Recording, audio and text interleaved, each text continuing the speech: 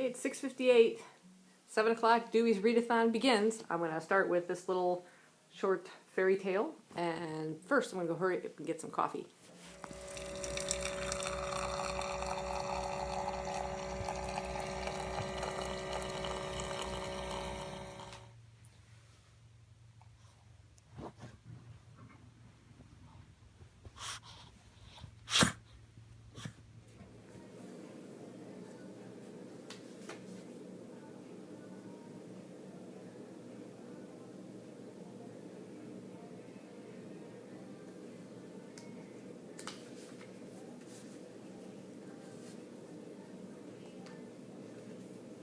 Well, I finished the first little short story, Little Rose Riding Hood. This was written by Justin Richards and illustrated by David Wardle. It has a few illustrations like that within it. That, for those uninitiated, is a Zygon, one of the creatures in Doctor Who. It's cute. It's based on the Little Red Riding Hood story, and it features the Ninth Doctor. And Rose was one of the Ninth Doctor's companions, so it was nice the way they tied all that together. They never referred to him as the Doctor. He's refers to himself as a woodcutter because Rose kind of stumbles across him out in the woods as she's going to Grandma's house. And I like the way they, instead of having the big bad wolf in disguise, bad wolf is sort of a phrase that pops up a lot in Doctor Who, especially in the Ninth Doctor's time on the show, and they kind of incorporated that into it, which is really good. It was really a fun kind of reconstruction of the original fairy tale. Although there's one line that just didn't make sense in here, is she's being approached by this creature, Rose is being approached by this creature. She felt suddenly calm, knowing that whatever happened, she had to get away and find help. Why would she suddenly feel calm during that moment with a creature coming for her grandmother in trouble and her? She felt suddenly calm, knowing she had to get help. Like, whatever. But yeah, a really cute little story. It's 8 o'clock. I'll probably start another one. It's still a little chilly out, waiting for it to warm up before I take this little one for a walk. I would have been done a lot sooner, but I actually went out really quick to try and get my car washed. I had it washed 2 days ago. It rained yesterday, and my car looks like I went through a dust storm. But the car wash was all backed up, so that was a wasted trip. So anyway, I think I'm going to move on to another short story, The Gingerbread Trap. I'll read it to her. Actually, plans may have changed. This little one looks like she's ready for her walk. Huh. You're getting anxious. Want to go for a walk? That's a yes. Alright, well, I'm on my walk. I'm going to be listening to The Scandalous Sisterhood of Prick Willow Place by Julie Berry. Okay, the audio book description is, there's a murderer on the loose, but that doesn't stop the girls of St. Etheldred's from attempting to hide the death of their headmistress in this rollicking farce. The students of St. Etheldred's School for Girls face a bothersome dilemma. Their irascible headmistress, Mrs. Plackett, and her surly brother, Mr. Godding, have been most inconveniently poisoned at Sunday dinner. Inconveniently. Now the school will most certainly be closed and the girls sent home unless these 7 very proper young ladies can hide the murders and convince the neighbors that nothing is wrong. It says it's a hilarious Victorian romp full of outrageous plot twists, mistaken identities, and mysterious happenings. I just started this last night, well actually yesterday, to and from work, and it was pretty good so far, so I'm really enjoying it. So that's what I'll be listening to on my walk. That's how dirty my car is, just from the rain. All spotted.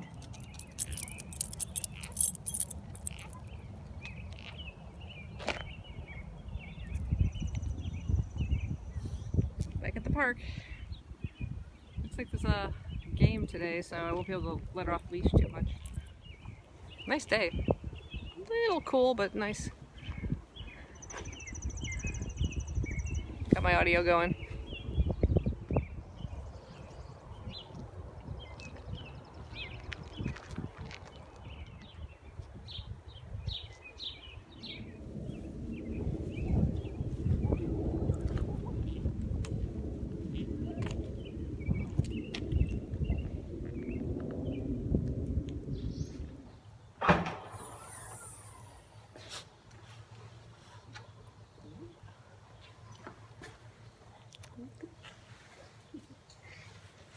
I just finished my second read. This is The Gingerbread Trap. This is one of the illustrations inside. They're kind of like woodcut prints. Kind of nice. This is, classic Hansel and Gretel story, except our characters are Malchus and his sister Everline. Malchus sees what appears to be a falling star crash into the forest, and he and his sister go off to investigate, get lost, and come across the gingerbread house where, as they enter, it turns into a cage and they're trapped by what appears to be an old woman, but there's something odd about her. And, of course, they have to find a way to defeat her. This one wasn't as interesting. There wasn't a doctor character within it, so he doesn't make any kind of appearance in any of his incarnations. And I found it a little bit boring. It was a little too close to the typical fairy tale, and didn't have that Doctor Who twist, other than, obviously, this is an alien in here. But, yeah, this one was just okay. So I think I'm going to move on to something a little bit with more depth than these really short stories, and I'm going to go on to the Canterville Ghost. In this particular book, there's 3 short stories in here. It's the first one, and it's about 40 pages long, so I'm going to delve into that one next. Alright, I've read about 35 pages so far, but I'm going to take a break because I'm getting kind of hungry. Right now it's 11:30, so yeah, break time and then back to this.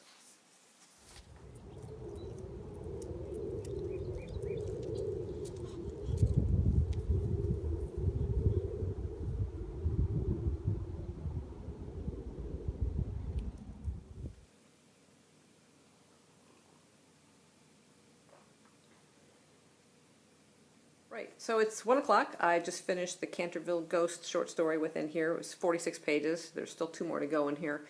I'm going to take a bit of a break from it, though. But I really enjoyed the story. I remember seeing a movie version of this, old black and white one, and then I know they made a remake of it, which I think starred Patrick Stewart. And I enjoyed both of those, but it's been so long, I don't know how close the details were to the original source material. But it's basically about an American family, an American minister by the name of Mr. Otis, his wife, their older son Washington, their daughter Virginia, and their twins move into Canterville Chase. The family is selling their ancestral home because of Sir Simon, the ghost that's been haunting the family for years. Lady Canterville can't even sleep in the house anymore. There's been accidents and stuff, and they warn the Otises there is a ghost in the house, but they don't care. They're going to go ahead and move in anyway, and it becomes a bit of a battle between Sir Simon and the Otises. Each one trying to scare the other, you might say. It becomes quite humorous, not how you expect a ghost story to be, but it starts out with a stain on the carpet, and that Sir Simon keeps causing, apparently where he murdered his wife, and the oldest son, Washington, pulls out this cleaner, Pinkerton's Champion Stain Remover and Paragon Detergent. We'll quickly get that out. And then there's another time where he's haunting the halls and clanking his chains and stuff, and the father comes out and says, here, you might want to try this stuff, and he's got some other solution to, quiet the noises of the chains and stuff, and he goes all flustered, and the twins are constantly pulling pranks on the ghost, and it's really quite humorous. Like, the only one who's not causing him any trouble is Virginia.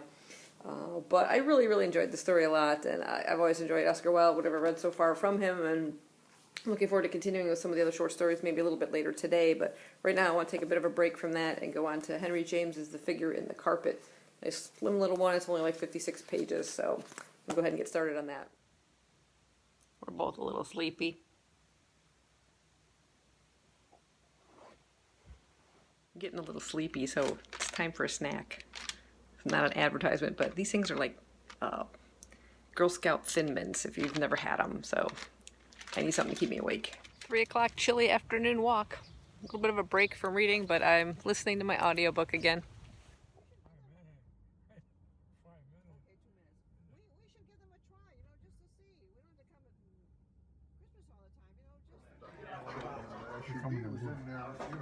Huh?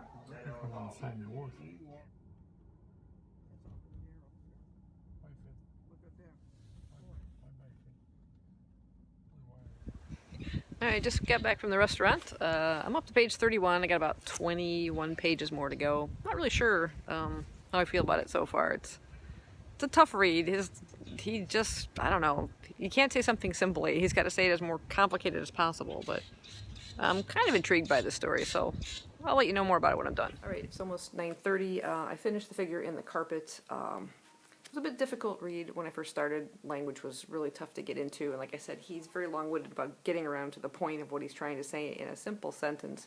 But what we have is an unnamed narrator. He happens to be a book reviewer, and he reviews the works of Hugh Vereker, at least his latest novel. And he writes a review that the author then happens to see, and they meet at a social engagement and get to talking.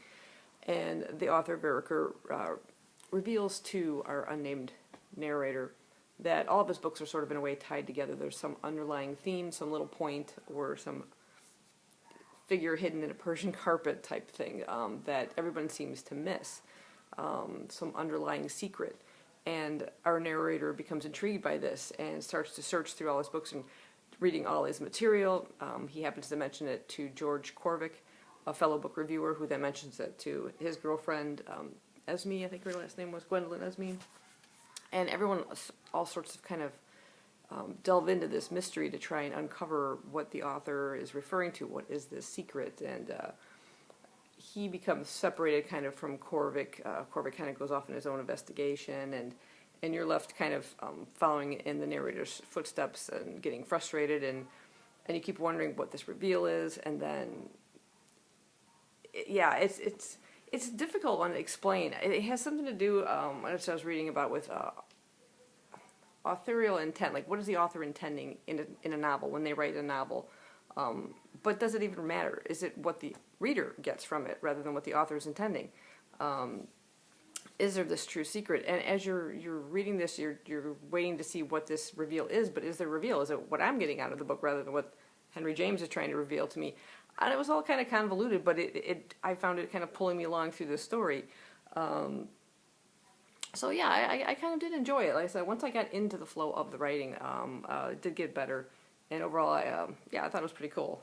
But it's getting pretty late, and I have to get up at like 5:30 tomorrow to go to work. So I don't even know if I'm going to attempt this last book. It's a manga, Blood Lad, Volume 9. Granted, it's a manga. I'd be reading it pretty quick, but I'm getting sleepy, and I don't know if I should push myself, because I was pretty tired today. But we'll see. Alright guys, it's Sunday morning, and it's 6:11. So actually, Readathon ends for me at 6:59 a.m. So I won't be reading anymore because I'm getting ready for work. But last night I did finish Blood Lad Volume 9. It was a pretty good ending to the manga series overall. A little fast-paced in the beginning in terms of, like, it just ended a little quicker than I expected with, like, the big battle scene. And then it kind of ties up a lot of loose ends as you go. But overall, satisfying conclusion to the characters and what happened to them and everything. So I was happy with it. Overall, for the Readathon, I completed all of these books. So I finished off with Blood Lad Volume 9. I read the Henry James book, Figure in the Carpet. I read the Canterville Ghost, Oscar Wilde, just the one short story in here. And then 2 Doctor Who fairy tales, Little Rose Riding Hood and The Gingerbread Trap. The only one out of my TBR that I didn't finish was Helena and the Beast, and possibly, if you counted, the other 2 short stories in here. But overall, I read a total of 347 pages. Not a whole lot, but like I said, I wasn't reading for a full 24 hours. So overall, I was happy. I focused mostly on reading the entire day. I also listened to about an hour's worth of my audiobook. So I think overall it was a fairly successful readathon for the amount of hours I was able to put into it, and I really enjoyed it. So I hope you guys enjoyed the vlog, and yeah, I'll see you in my next videos. Bye-bye.